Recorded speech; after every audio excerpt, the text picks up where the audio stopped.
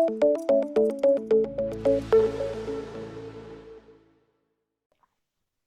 Ahora sí, estamos. ahora estamos. ¿Qué hace ¿Cómo Fernando? ¿Cómo te va? estás?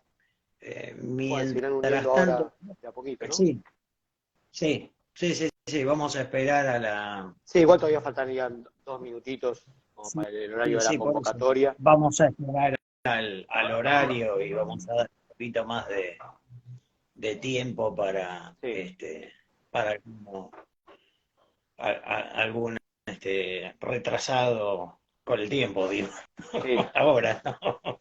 sí, ahí ya había algún Este, conocido que se unió, ¿no?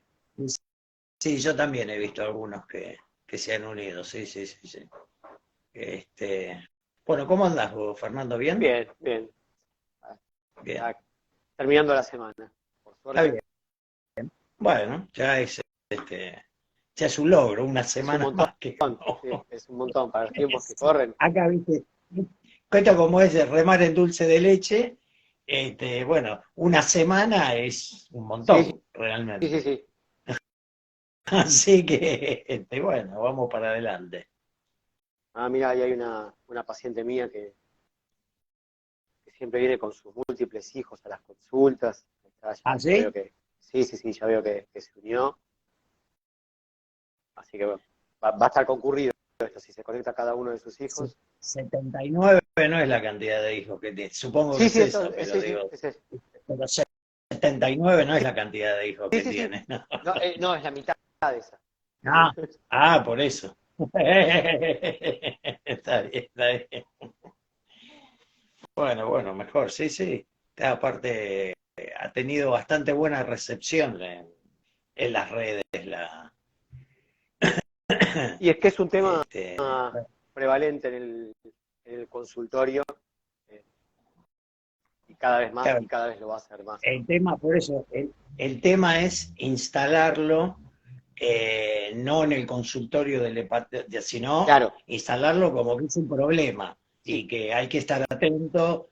Y bueno, ahí vos nos hablarás de la población de riesgo, cómo estratificarlo, etcétera, sí, sí, ahora, etcétera. Que, entonces, bueno, la idea es, digamos, ponerlo sobre la mesa y decir, bueno, esto es un tema al cual le tenemos que dar bolilla, así sí, como le damos bolilla a otras cosas ahora, porque pasó de ser un detalle periférico, decir, uy, mira, un hígado más clarito, tiene más grasa, qué sé yo, o sea, hacer un detalle sí, a tal cual, pasó hacer de un ser. tema al cual, Igual todavía no se terminó de dar esta transformación que, digamos, en, en todos los ámbitos como que pasó de ser un poquito de grasa en el hígado a es algo que merece un poquito más de atención. Quizás no en todos los casos redunde en algo importante, pero sí es algo que merece una mayor evaluación. Después se verá si tiene que continuar exacto, el seguimiento o no, pero digamos, exacto, no es una cosa para pasar por alto, cosa que es lo más habitual. exactamente. Ese es un poco mi interés desde GLEC, digamos, de poner un tema sobre la mesa que hoy ya es importante y a cómo viene la situación, por ejemplo, en Argentina, con la prevalencia de obesidad que tenemos, la prevalencia de diabetes que va en crecimiento y con aparición a edades más tempranas. Entonces, bueno, uno tiene que ayornar Exacto. el esquema mental y decir, bueno, hay cosas a las cuales hay que darle bolilla que antes no le dábamos tanto. Así es. Así que este es un poco el objetivo de... Sí, yo creo que Así hay que que, apuntar a dos cosas. Primero, digamos, este tipo de ámbitos de concientización para pacientes, que muchas veces por ahí por un tema de falta de tiempo en el consultorio, uno no lo puede hacer, no lo puede hacer en todas las consultas o no con todos los pacientes, eh, porque realmente si uno se pusiera a explicar qué es lo que uno debería hacer, ¿no? Pero detenidamente a cada uno de los pacientes, te vas 3 horas más tarde del consultorio, no siempre se puede hacer. Entonces, lo vas haciendo con alguno hoy, la próxima vez que viene otro lo haces con ese y así, pero además de eso, de apuntar hacia la educación de los pacientes, también tenemos que empezar a focalizar en la educación de colegas, sobre todo los que hacen atención primaria, No, a ver, que es lo... que desde el punto de vista conceptual, el médico debiera ser el educador del paciente. Ujú. Esto, esto es lo que, bueno, así nos formaron a Sí, nosotros. sí, Entonces, ahora, cuando uno quiere poner eso en marcha,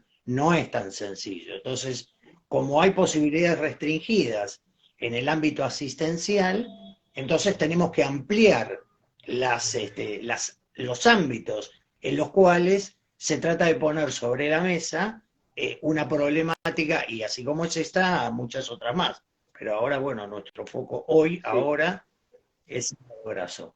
sí, totalmente. Si te parece, porque creo que ya estamos en hora, Sí, ¿verdad? estamos en horario. Bueno, entonces vamos a ir con la formalidad. Bueno, una vez más estamos en estas reuniones de CLEC, en esta oportunidad con el doctor Fernando Brus. Fernando es coordinador de investigación en hepatología en Inmunología Buenos Aires y es también miembro del servicio de hepatología del Hospital Británico. Fernando, muchas gracias por compartir con nosotros este espacio y queremos charlar con vos, mejor dicho, queremos escucharte a vos, hablar sobre una temática que, digamos, si vamos a poner un punto de referencia, cuando yo me recibí, 40 y algo de años atrás, la grasa en el hígado era sinónimo de ingesta alcohólica aumentada. Y lo demás pasaba a ser, bueno, en lugar de tener ojos verdes, tiene ojos azules. Un Ujú. detalle. El tiempo ha mostrado que no es así, que hay en determinados pacientes el depósito de grasa en el hígado constituye una situación que debe ser no solamente buscada, sino que una vez que se busca, debidamente estratificada y encarar un tratamiento dentro de lo que hoy tenemos a disponibilidad. Con lo cual, como es esta expresión de hígado graso es bastante amplia, me gustaría que en principio nos clarifiques un poquito la diferencia entre eh, hígado graso o depósito de grasa en el hígado y NASH. NASH, que es una sigla en inglés que significa hepatitis Eh, con grasa de origen no alcohólico exacto. en el hígado. Sí, justo, mira, ahora hace poquito fue el Congreso de Gastroenterología en Estados Unidos, que se llama la DDW, que dura toda una semana. Y en ese contexto se presentó justo un cambio de nomenclatura para las enfermedades hepáticas por depósito de grasa, porque justamente siempre que hay un cambio de nomenclatura, muchas veces tiene más impacto en los médicos que en los pacientes, digamos. Los médicos tenemos como una cabeza como más esquemática, al paciente no le importa si la enfermedad hoy se llama así y mañana se llama de otra manera, lo que le importa es que se la pueda diagnosticar y que se le pueda dar un tratamiento, y como decían por ahí en el chat, participar en la cura y no es solamente un ser pasivo, digamos, sino es activo en su enfermedad. Pero este cambio de nomenclatura a nosotros los médicos nos ayuda un poquito a ordenar la cabeza. Normalmente en el hígado no debería haber grasa, ¿sí? Normalmente hay menos de un 5% de grasa en el hígado. Cuando hay más grasa, debemos investigar la causa. Puede ser, como vos decías, por exceso de consumo de alcohol, puede ser por algunas enfermedades genéticas, ¿sí? De estas, que son más comunes en edades pediátricas y que se diagnostican en pediatría o en la adolescencia, que son enfermedades por algún problema genético cromosómico que hace que se empiece a depositar más grasa o que el hígado no pueda deshacerse de esta grasa que tiene acumulada. Pero de la que vamos a hablar hoy no son de estas, sino que es de el hígado graso en ausencia de consumo de alcohol y en ausencia de otras condiciones que sí lo precipiten. Por ejemplo, hay fármacos de uso habitual que generan grasa en el hígado, ¿sí? No es de esto de lo que vamos a hablar, excepto que surja alguna pregunta puntual. De lo que vamos a hablar es de esto de lo que vos decías, que es el hígado graso no alcohólico, que lo podemos dividir como en dos grandes entidades. Uno es lo que se llama hígado graso simple, ¿sí? O esteatosis simple, que es la manera médica de decir hígado graso, ¿sí? Esteatosis simple, y lo otro es esteatohepatitis no alcohólica, que las siglas en inglés es NASH, por no alcoholic steatohepatitis, ¿sí?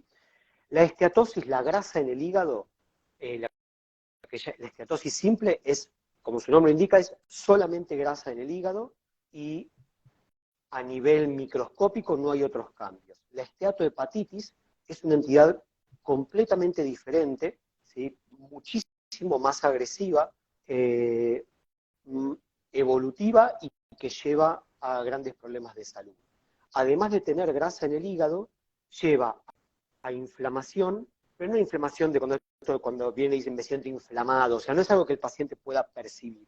Es inflamación microscópica, es exceso de neutrófilos, es exceso de linfocitos que están atraídos por esta acumulación de grasa. Entonces tenemos grasa, tenemos inflamación microscópica, esta inflamación lleva a daño hepático y las células hepáticas cambian su forma a una forma más redondeada, como un globo, y por eso se le llama balonización, porque en inglés balloon es globo, y el hígado responde, como responde siempre que hay una agresión, que es con fibrosis. El hígado se cura con fibrosis, con cicatrices. Entonces hay grasa, inflamación, balonización, que son estas células deformadas, y más o menos cantidad de fibrosis. Las fibrosis son las cicatrices que hay en el hígado y va a ser lo determinante en esta enfermedad, en el NASH, ¿sí? en la enfermedad agresiva por grasa. Mientras más fibrosis tengo, peor está mi hígado, ¿sí? La fibrosis en su peor expresión, que se llama la fibrosis grado 4, es el equivalente a cirrosis. Entonces acá está el primer punto, digamos. Habitualmente, o en el saber popular, digamos, cuando alguien dice cirrosis, todo el mundo piensa en alcohol. Acá, sin embargo, estamos hablando de una cirrosis de origen no alcohólico, ¿sí?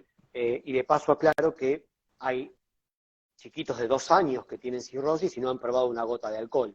Digamos, el alcohol es una de las tantas causas de cirrosis, así como lo es la hepatitis C, así como lo es el hígado graso, ¿sí? La esteatohepatitis. Entonces, las dos entidades que tenemos que diferenciar es la esteatosis simple, el hígado graso simple, de la esteatohepatitis no alcohólica, ¿sí? Del NASH. Idealmente, esto lo haríamos si pudiéramos hacerlo, si fuera accesible, si no fuera un problema, si no causara dolor, si fuera barato, sería con una biopsia hepática, ¿sí? Entonces yo le hago una biopsia hepática a todos mis pacientes con hígado graso y veo quiénes tienen solo grasa y quiénes tienen los otros componentes. A los que tienen los otros componentes los cito más seguido a consultorio, les hago otro tipo de estudio, los miro más en forma intensiva. Ahora, 8 de cada 10 pacientes que entran a un consultorio de patología tienen hígado graso. Claramente yo no puedo estar biopsiando a todos los pacientes, porque es una ridiculez, no es costo efectivo, alguno va a tener complicaciones, alguno no necesita la biopsia. Entonces ahí es cuando tenemos que empezar a buscar poder diferenciar estas dos entidades de alguna forma que no sea invasiva, ¿sí? Entonces, el primer punto, digamos, es diferenciar estas dos entidades. Las dos tienen sus bemoles, ¿no es cierto? Pero poder diferenciar la que es evolutiva, la que es agresiva de la esteatosis simple es una de las cosas más importantes. Y decime, Fernando, digamos, ¿cuáles son las poblaciones que están en mayor riesgo de desarrollar esteatohepatosis o esteatohepatitis, es decir, depósito graso en el Bien. hígado? Las poblaciones en riesgo, digamos, son fundamentalmente los pacientes con diabetes, los pacientes con sobrepeso o con obesidad, los que tienen lo que nosotros llamamos síndrome metabólico, hipertensión arterial, grasas altas en sangre, ¿sí? Los pacientes que tienen poliquistosis ovárica, las pacientes que tienen poliquistosis ovárica, los pacientes que tienen apneas del sueño, todas esas entidades son las que tienen más chance de tener hígado graso. De todas las que nombré, las más importantes, las más frecuentes y la que tienen que hacer levantar la sospecha de cualquier médico es la diabetes y sobrepeso y obesidad. Más o menos un 75% de los diabéticos tienen hígado graso y un porcentaje parecido, ¿sí? Un 75-80%, dependiendo de la región del mundo de la que hablemos, de los pacientes con obesidad o obesidad mórbida tienen hígado graso. O sea, de cada 100 pacientes con diabetes, ¿sí? 75 van a tener hígado graso. Y además se retroalimentan. El hígado graso hace que aparezca diabetes o que éste empeore, y la diabetes se sabe que es el principal factor que hace que el hígado se llene de cicatrices y que lo haga a una velocidad más rápida, ¿sí? Entonces, esta es la población a tener en cuenta. Disculpa que te interrumpa. A propósito de la diabetes, para que no se nos Sí. escape el concepto. La aparición de hígado graso en la diabetes tiene que ver básicamente con qué, con el grado de descontrol metabólico, con la duración de la diabetes, con el uso de la insulina. ¿Hay elementos clínicos que permitan predecir las dos primeras eso? cosas. La duración de la diabetes es un punto, ¿sí? A mayor años de diabetes, más chance hay de desarrollar hígado graso, y a peor control metabólico de la diabetes, o sea, del paciente que por algún motivo no puede adherir a la dieta, no adhiere a la actividad física, no está medicado, o está medicado y no toma la medicación, o la toma en forma irregular, o pese a la medicación, dieta y actividad física, no se logra un buen control de la enfermedad, es también un grupo que desarrolla hígado graso. O sea, el mal control metabólico, el mal control de la diabetes y el tiempo de duración de la diabetes. Y en general, la diabetes tipo 2, la que se da de adultos, la que conocemos frecuentemente, está asociada a sobrepeso y obesidad, ¿sí? Y después vienen todas las otras vertientes del síndrome metabólico. Entonces, por lo general vamos a tener un paciente con sobrepeso o con obesidad, con diabetes o con insulinoresistencia, que sería, digamos, el paso previo, y que tiene o va a tener hígado graso. Entonces, esta es la población en la cual nos vamos a enfrentar.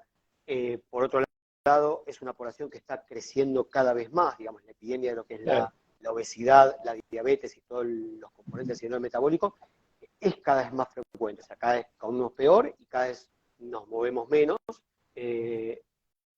entonces se está viendo más de todas estas complicaciones y después de todos los problemas que vienen a consecuencia de estas complicaciones, porque no es solamente, ahora vamos a hablar de hígado graso, pero también tener diabetes es la principal causa de ceguera evitable, digamos, hay un montón de cosas, digamos, que después van cayendo, ¿no?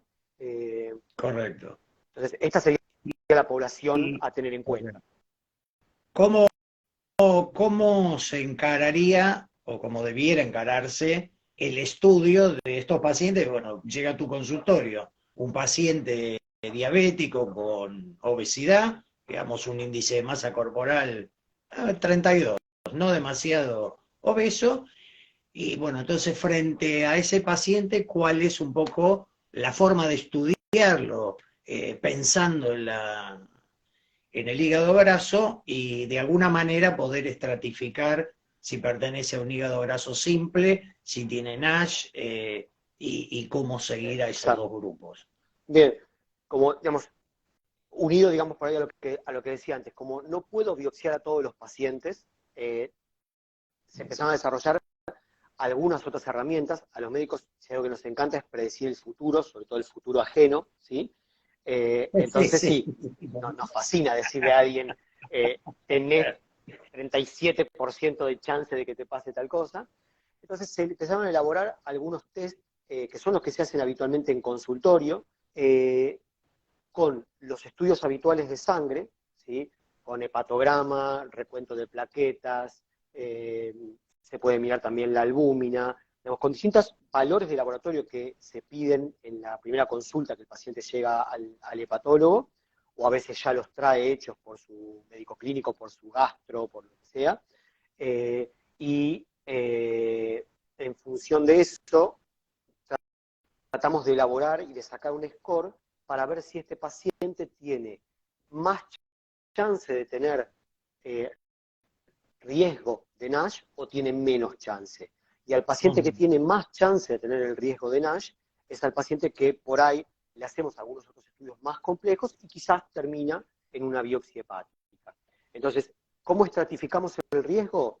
Digamos, primero, digamos, como siempre, haciéndole preguntas al paciente con el interrogatorio. El examen físico también es importante porque, digamos, estamos diciendo un paciente con 32 de índice de masa corporal, quizás también tenga, no sé, acantosis nígricans, o sea, tenga algún signo de insulinoresistencia, cuando le revisamos la piel, tenga, no sé, podemos ver si tiene palma hepática, podemos ver un montón de cosas que nos puede indicar en el examen físico si tiene el hígado grande, si tiene el vaso grande, de si tiene una enfermedad hepática avanzada o no. En caso que en el examen físico no nos diga demasiado y que por el interrogatorio no tengamos mayores datos que tiene obesidad hace X cantidad de años o que tiene diabetes hace X cantidad de años y que toma tal medicación, con los estudios de sangre hacemos estos scores, que hoy los hace el celular con varios programitas, o en la computadora, ahí mismo en el consultorio, y ahí tenemos una primera aproximación. A veces no nos ponemos a hacer los calculitos, pero ya más o menos lo vemos, y también los datos que obtenemos, la mayor parte de los pacientes ya llegan con una o varias ecografías, y esto después también lo podemos hablar, o sea, a veces dice esteatosis grado 1, a veces dice esteatosis grado 3, después dice esteatosis grado 2, porque se hizo una ecografía un año después, entonces empeoré, me mejoré, o sea, todas estas cosas ahora después lo podemos profundizar, pero nosotros, digamos, lo que miramos en la ecografía es otra cosa. A mí se dice en la ecografía grado 1, grado 2 o grado 3, por ecografía me importa muy poquito. Lo que a mí me importa en la ecografía es ver cómo luce el hígado, si es un hígado grande, chico, si es un hígado heterogéneo, o sea, no prolijito, si los bordes están lisos o si los bordes están irregulares, eso me habla de cirrosis o de enfermedad hepática avanzada, por lo menos. Si el vaso está grande, ¿sí? También apoya esto. A veces los pacientes traen, además de una ecografía, un Doppler hepático, que eso nos ayuda mucho. Entonces miramos cómo es la circulación, la velocidad de circulación y el flujo por la vena porta. Y todos estos indicios, más el examen físico, más el interrogatorio, más los estudios de sangre, nos permiten estratificar a los pacientes y poder decir, bueno, este es un paciente con bajo riesgo de NASH o este es un paciente con alto riesgo de NASH. Al paciente que sospechamos alto riesgo de NASH es aquel paciente que vamos a evaluar un poco más en profundidad con otros estudios y quizás terminemos haciendo una biopsia hepática como decía antes. Entonces, básicamente, digamos, la estratificación sería de esta manera. O sea, ver los estudios de sangre, ver la ecografía, pero la ecografía no si dice grado 1, grado 2 o grado 3, olvidarnos de eso, sino ver la forma del hígado, el tamaño del vaso y esas cosas, ¿sí? Y digamos, vamos a poner un escenario.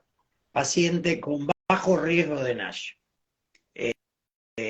¿Cuál sería el seguimiento, Bien, más allá de recomendarle bajar de peso, exacto. controlar la diabetes, etcétera? Bien. Digamos, ¿cada cuánto le repetirías un estudio o un laboratorio? Bien, el paciente con bajo riesgo de NASH es un paciente, digamos, con esteatosis, que yo asumo que debe tener esteatosis simple, digamos, esta que no tiene fibrosis, que no tiene ninguna cosa. Y ese paciente, los pacientes con hígado graso, digamos, en esa clasificación, digamos, tienen más chance de tener complicaciones cardiovasculares que hepáticas. Entonces, ese paciente no solamente lo tiene que ver el hepatólogo, diría que el hepatólogo es el que menos frecuentemente lo tiene que ver, por ahí con una vez por año alcanza, y el mejor amigo de este paciente tiene que pasar a ser la nutricionista, ¿sí? Yo siempre digo a los pacientes, vas a ver más seguido a la nutricionista que a mí, por eso buscate una nutricionista que te quede cerca de tu casa, cerca de tu trabajo, con la que te lleves bien, porque es indispensable que te controles con ella para poder cambiar tus estilos de alimentación, empezar a hacer actividad física, y por ahí el control con un hepatólogo es una vez al año, y si pudiera hacerle un estudio que se llama FibroScan, que sería el ideal, digamos, que es un estudio por imágenes que se hacen 8 minutos, 10 minutos, y no duele, el informe está inmediatamente, me mide la elasticidad del hígado, mientras nos da un numerito, nos informa con un número. Mientras más alto es ese número, más fibrosis tiene el hígado. Entonces, si yo pudiera hacer un fibroscan a todos los pacientes, si fuera accesible, el paciente que tiene un fibroscan bajito, por ahí lo veo incluso cada 2 años tranquilamente, digamos, no tiene riesgo desde lo hepático. En cambio, el otro paciente, el que tiene esteatohepatitis, es el que tiene riesgo de progresar y de terminar con cirrosis. Hoy el NASH se está, digamos, posicionando como la primer causa de trasplante hepático en el mundo, ¿sí? Digamos, de la grasa que no importa en el hígado, pasa a ser, para algunos pacientes, ¿sí?, una de las principales complicaciones y que incluso puede llevar al trasplante de hígado. Se estima más o menos que un 14% de los pacientes van a tener NASH. Estos son estudios de prevalencia que se hicieron en estudios de screening de cáncer de colon. A algunos pacientes se les estudió para hígado graso y se vio esa prevalencia, ¿no?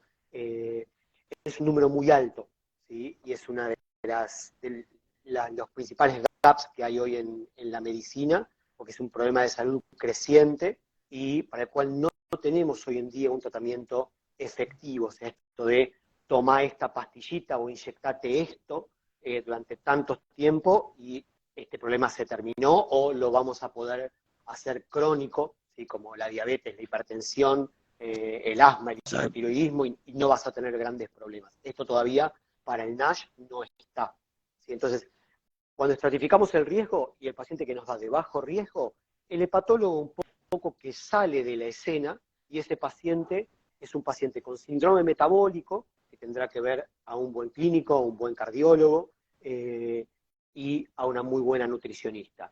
Y sobre todo tomar conciencia de que el cambio en el estilo de vida va a ser lo clave.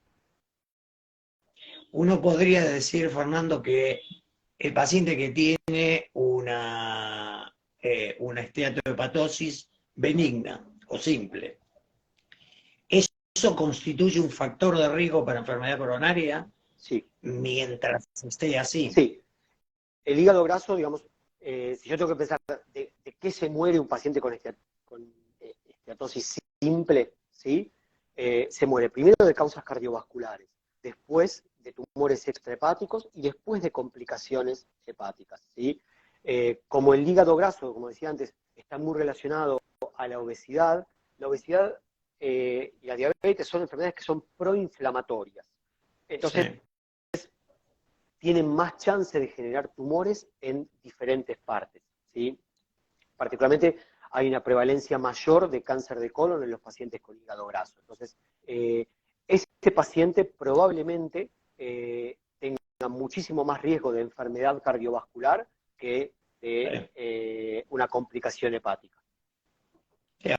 Aparte, tomando en consideración que buena parte de estos pacientes tienen diabetes y obesidad, obesidad, digamos, ambos dos son factores de riesgo para enfermedad cardiovascular. Exacto. Y la diabetes, de hecho, la mayor parte de las muertes por diabetes es por causas cardiovasculares. Sí, y de hecho, con lo cual se ve que bastante... además que tengan diabetes y que tengan obesidad, el hecho que tengan hígado graso, el hígado graso es lo que se llama un factor de riesgo independiente para enfermedad cardiovascular. O sea, yo el ejemplo que trato de dar a los pacientes en consultorio, como para que lo visualicen, es que para las arterias de su corazón y para las arterias de su cerebro es como que ese paciente fumara 40 cigarrillos por día.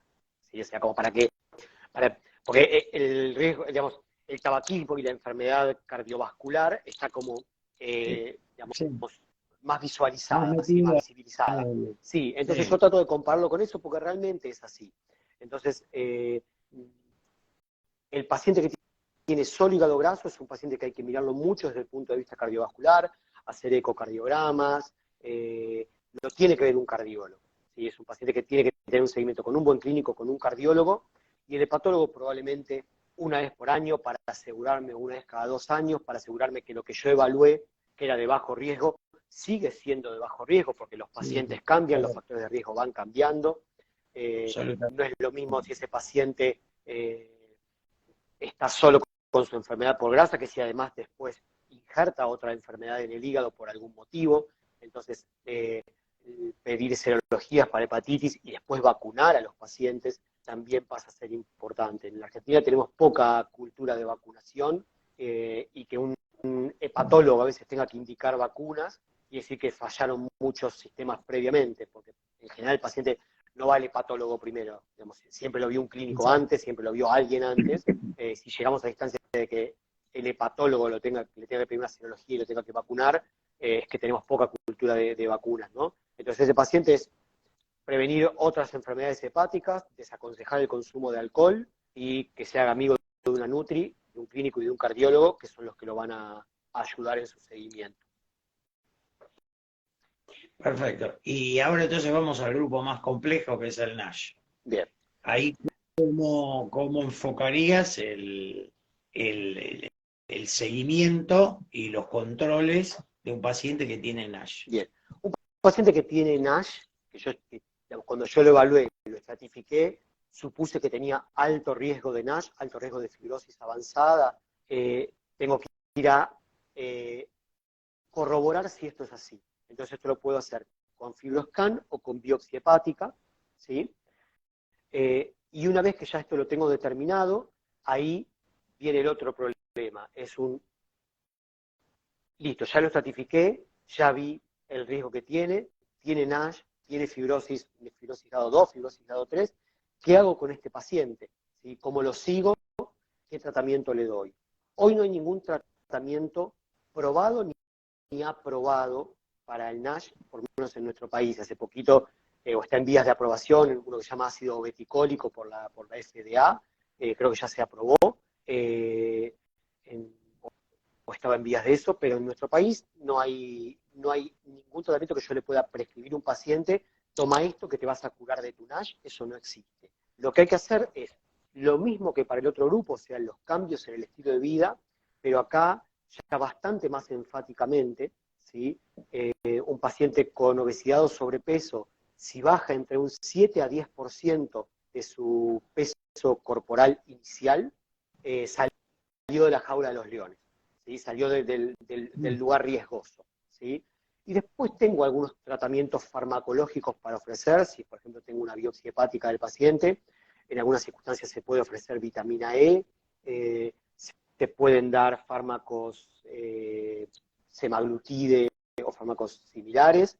El paciente puede entrar, se le puede proponer entrar en un ensayo clínico, que cada vez hay más, de drogas nuevas que se están viniendo y que algunas de estas son las que en algunos años vamos a poder comprar en la farmacia, pero están por ahora en la etapa de investigación.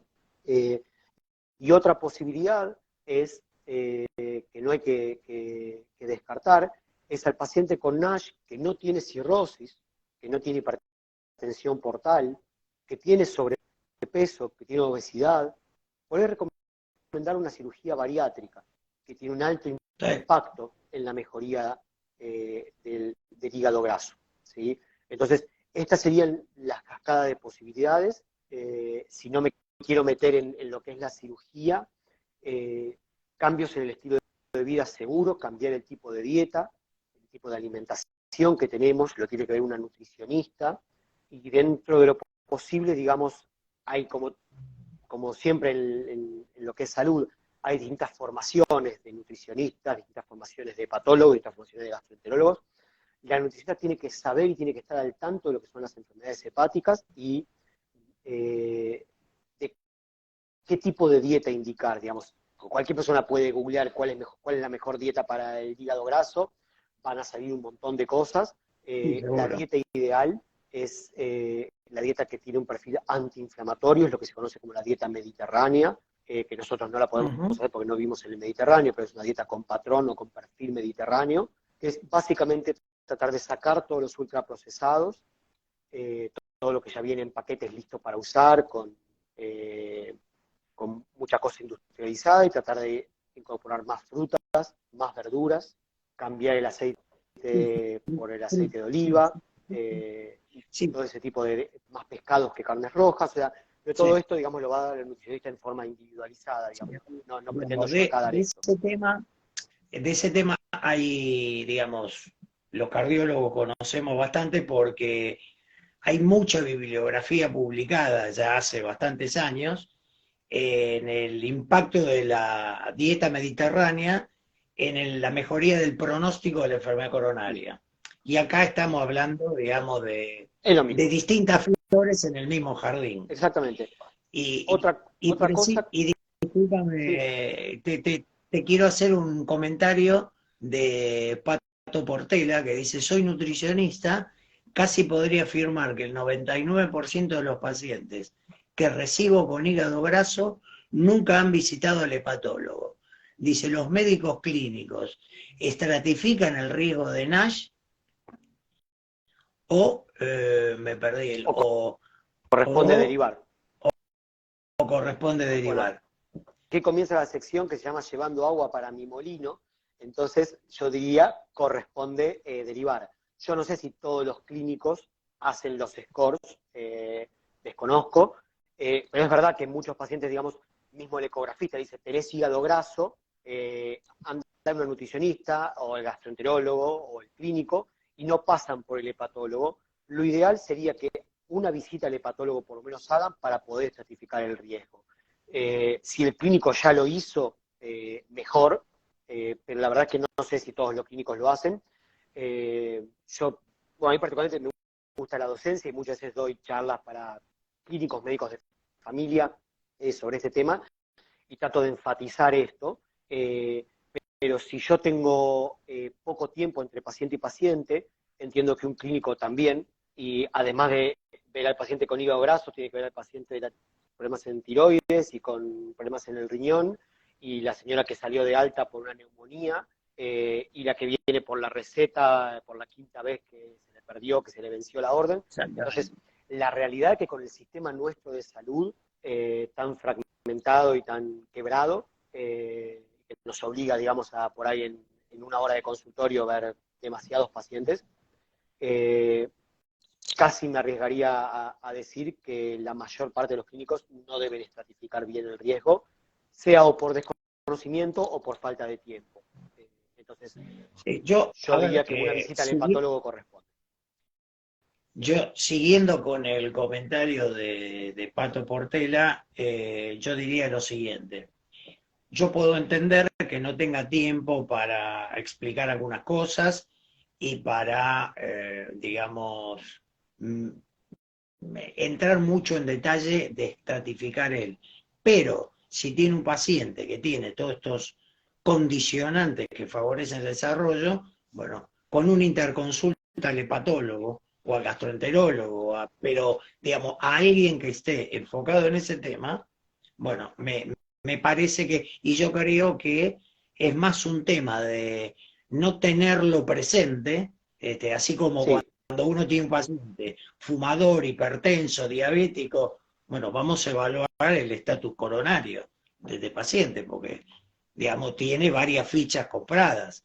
Entonces, el punto es, bueno, bueno, haga una interconsulta. sí, muchas veces Yo, nosotros yo, esto lo vemos en el hospital frecuentemente, que a veces se interna un paciente por algún motivo, nos piden la interconsulta los clínicos, entonces empezamos a ver el historial de laboratorios del paciente y vemos que viene con alteración del hepatograma, una alteración leve del hepatograma, que también este es el otro error de concepto. Si la TGO normal es hasta 40 y alguien tiene 60 o alguien tiene 55, está mal, está alta, algo pasa. No quiere decir que sea algo grave, pero quizás sí es algo que hay que investigar un poco más. Entonces vemos un paciente que viene con un historial de años de enzimas hepáticas altas, mínimamente altas, ¿sí? Porque si tuviera 3.000 todos lo derivan al hepatólogo, sí, pero claro, 55, 70, por ahí no, y plaquetas bajas. ¿Sí? Las plaquetas bajas para el hepatólogo es siempre un subrogante de hipertensión portal, digamos, de que el hígado está cirrótico, de que el vaso está grande y está destruyendo plaquetas. Entonces, prestar atención a estas cosas, cómo está la TGO, cómo está la TGP, cómo están las plaquetas, porque es algo que se puede hacer en consultorio, y si las plaquetas, el límite inferior es 150.000, el paciente tiene 130.000, y tiene hígado graso, y tiene la TGO un poquito alta, todo esto tratar de cerrarlo en un algo puede estar pasando, que lo vea un hepatólogo, y después vemos. ¿Sí? Exactamente. El hepatólogo lo va a Ahí está. estratificar y seguramente, si es de bajo riesgo, lo va a devolver al circuito del clínico, la nutricionista, que es la que hace el pilar del tratamiento, y el paciente de bajo riesgo lo seguiremos viendo los hepatólogos más seguido. Una cosa que no dije respecto a la dieta, y no quiero meterme en esto porque no es mi terreno, pero está también visto que el consumo de café es beneficioso para la fibrosis, entre 2 a 3 pocillos de café por día, no el café torrado, esto que es, digamos, pura azúcar, digamos, ¿no? El café real es beneficioso, ¿sí? Entonces es otra intervención que se puede hacer. Por supuesto, digamos, yo creo que está mal, pese a que los hepatólogos lo sabemos, sabemos qué tipo de dieta hay que dar, digamos, dieta antiinflamatoria, dieta mediterránea, pero muchas veces el hepatólogo, como sabe esto, es el que administra la dieta. Y eso yo creo que es un error, ¿sí? Porque ahí es cuando corresponde derivar a la nutricionista, tener una buena comunicación con la nutricionista. Por ahí no alcanza con derivarlo con una notita. A veces uno puede decir, entonces yo en general trabajo con 2, 3, 4 nutricionistas que conozco, entonces las llamo, les mando un mensajito, te voy a ir a ver fulano, me parece que tiene NASH, como enfatizar un poquito, ya que hoy es el pilar del tratamiento al no haber un tratamiento farmacológico estándar para todos los pacientes. Correcto, sí. Yo, digamos, coincido con vos en ese punto porque, digamos, a ver, primero, si existe una especialidad como la nutrición, bueno, así como, digamos, bueno, hacelo vos, Exacto. porque vos sabés de esto. Y, y creo que también, unido con eso, es que los enfermos crónicos en realidad necesitan equipos multidisciplinarios para que los atiendan, porque inexorablemente, sobre todo cuando el paciente ya tiene más de 65 años y probablemente tenga más de alguna enfermedad crónica, hay que evaluar muy bien interacciones medicamentosas, ajustes de dosis. Bueno, entonces acá también, digamos, yo obviamente que para el sistema de salud que hoy tenemos y el grado de... es un gran archipiélago nuestro sistema de salud, ¿no? Son todas islas, no tienen puentes entre ellas, y está muy fragmentado, atomizado, y es muy difícil a veces seguir el hilo de la historia de un paciente, aún dentro de una misma institución. Pero creo que sí se necesitan equipos multidisciplinarios para atender a los pacientes crónicos que ya son mayoría en una institución y que en el futuro van a ser aún más por cómo evoluciona la epidemiología, la prolongación de la expectativa de vida, etcétera, etcétera. Así que hay que trabajar de esa manera. Cuesta un poco más de esfuerzo, Sí. es cierto, pero tiene un gran beneficio en los pacientes. Y aparte uno que está sobrecargado, bueno, no se sobrecarga con el manejo de la dieta además. Totalmente. Entiendo que también significa una mayor disponibilidad de tiempo del paciente, pero eso va en beneficio de la calidad de tratamiento, en este caso nutricional, que va a recibir. Sí, porque aparte, digamos, nosotros, digamos, yo debo decir, hace una dieta mediterránea, le puedo decir 3, 4 cosas para comer, lo peso y me voy a estar salteándome de cosas, o sea, porque la Seguramente. carrera de nutrición no se reduce a eso, a pesar de alguien y decirle come tal cosa, o sea, digamos, evalúan muchas más cosas, hay nutricionistas que se abocan directamente a enfermedades hepáticas, y el paciente tiene que ser visto por todas las personas que lo pueden ayudar y que lo pueden ayudar bien. Correcto. Si yo tuviera, digamos, ahora que como puntualizar, porque como que hablamos de distintos temas, digamos, es hígado graso, no minimizarlo, ¿sí? Es un problema de salud creciente, es, Sí. digamos, en su, digamos, variedad que se llama NASH, es la principal indicación de trasplante hepático y lo va a seguir siendo. Está ligado a obesidad, sobrepeso y diabetes.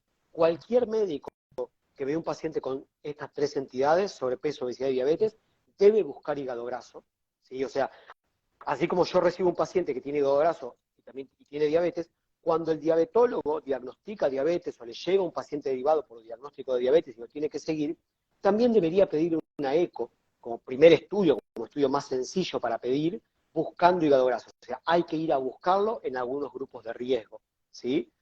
El cambio en el estilo de vida es fundamental, ¿sí?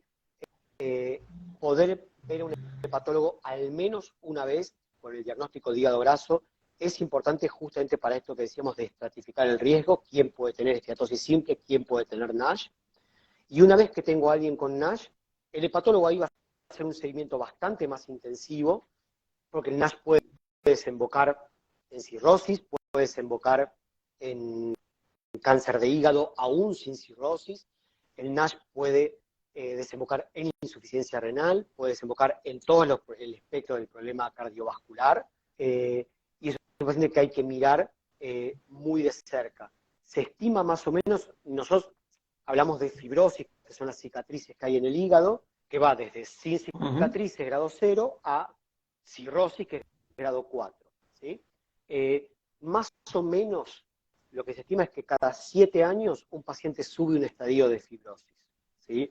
Entonces, hoy yo estoy diagnosticando a alguien con NASH, pero no sé hace cuánto que la tiene. Y si la diabetes la tiene hace 20 años, bueno, es probable, y tiene NASH, es probable que tenga un estadio de fibrosis moderado, ¿sí? Un F2, a mitad de camino, una cirrosis, y no es lo mismo que ese paciente tenga 50 años que ese paciente tenga 80, ¿sí? En la chance de que vaya a desarrollar cirrosis. Entonces, hay que tener todas estas cosas en cuenta, poder estratificar el riesgo y ver si el paciente se puede beneficiar solo del tratamiento nutricional, complementarlo con alguna otra cosa, si tiene una biopsia hepática, u ofrecerle ingresar en un ensayo clínico, que es otra de las posibilidades.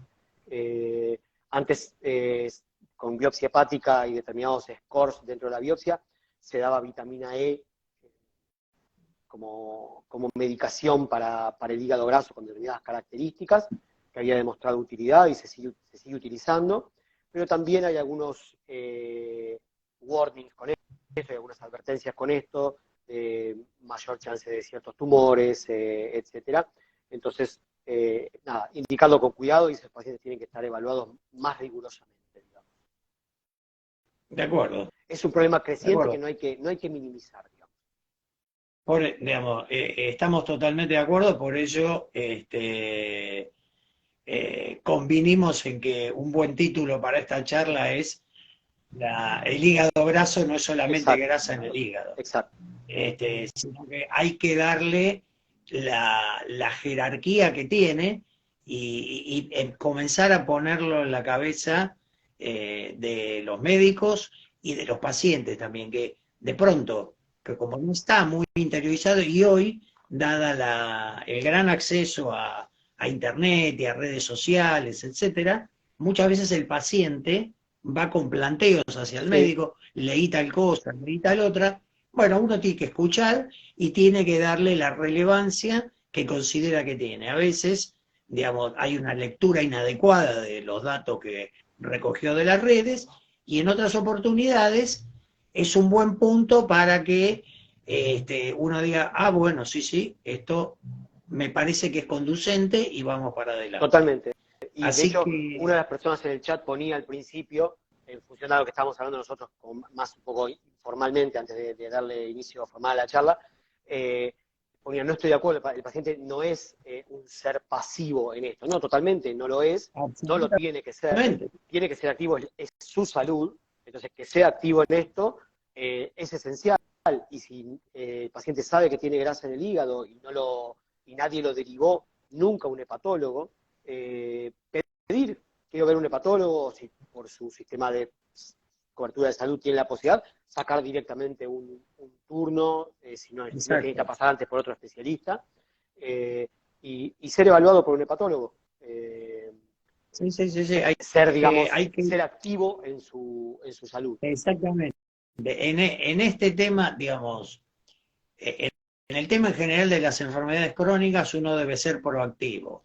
tanto con aquellos pacientes que tienen factores de riesgo, para que si han desarrollado una enfermedad crónica, se les detecte tempranamente, o si el paciente está con un esquema de tratamiento por una enfermedad ya diagnosticada, no esperar a que el paciente vaya a consultar porque derrapó, sino que proactivamente controlarlo para lograr que siga la mayor cantidad de tiempo posible dentro de los carriles, como por ejemplo hablábamos más temprano.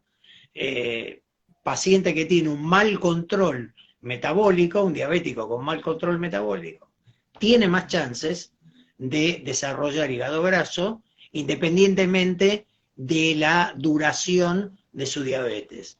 En virtud de eso, bueno, ajustar esto porque esto previene complicaciones y mejora la calidad de vida. Este es un poco el mantra nuestro con las enfermedades crónicas, que aplica porque, bueno, comparten una serie de conductas en común.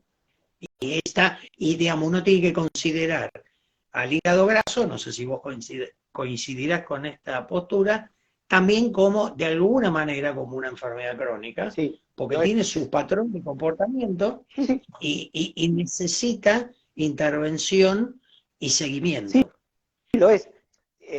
Incluso, digamos, tiene que ser tomado como una enfermedad hepática, primero porque lo es, y segundo porque a veces se sobreagregan otros problemas, ¿sí? Por ejemplo, no sé, el paciente, como les daba el ejemplo antes, el paciente que tiene un NASH, ¿sí? Que tiene hígado graso, y no fue vacunado, y sobre este hígado graso toma alcohol, o sobre este hígado graso se agarra una hepatitis B o una hepatitis C. Estas nuevas enfermedades, alcohol, hepatitis B, hepatitis C, están entrando en un hígado que no está sano. Correcto. ¿Sí? Es entrar hoy a Ucrania, digamos. O sea, es un hígado que está lastimado y que viene algo nuevo. ¿Sí? Entonces, no es lo mismo una enfermedad sobre un hígado sano que una enfermedad sobre un hígado enfermo. Y tener esto en la cabeza, que la grasa en el hígado es una enfermedad, tiene que cambiar, digamos, la cabeza, sobre todo de los médicos, ¿no? O sea, o el paciente con hígado graso, cuando le pregunta por sus antecedentes, sí, y tengo grasa en el hígado, así como voy a decir que tengo diabetes, que tengo esto, que tengo lo otro, tengo grasa en el hígado. O sea, empezar a tomarlo esto como un antecedente de enfermedad, así como dicen, me operaron de apéndice a los 10 años, y bueno, y tengo grasa en el hígado. Absolutamente, absolutamente. Bueno, me parece, Fernando, que hemos cubierto, digamos, los temas troncales de esta patología y, digamos, en primer lugar te agradezco el tiempo que nos has dedicado, a quienes nos han seguido durante el vivo y a Gleck, y por otro lado, espero que también haya toda una onda de difusión de estos conceptos para que vayan, digamos, metiéndose en la cabeza que el hígado graso no es como tener ojos claros u ojos oscuros, es algo más serio que merece atención, que quizás sea algo mínimo que no requiera más que ajuste en la dieta, pero que puede ser algo potencialmente serio, que requiere otro tipo de intervención y que puede tener un pronóstico completamente distinto. Entonces, tengámoslo presente como para no desjerarquizarlo, como vos decías, TGO de 55, 60, bueno, miremos qué otras cosas hay. Así que muchísimas gracias, Fernando. No, nada, muchísimas gracias a vos. Y bueno, probablemente tengamos alguna otra charla de algún otro tema de patología. Ha sido muy claro y muy, muy enriquecedor esta charla con vos. Bueno, muchísimas gracias. Bueno, muchísimas gracias. Hasta luego. Chao. Chao, chao. Hasta luego.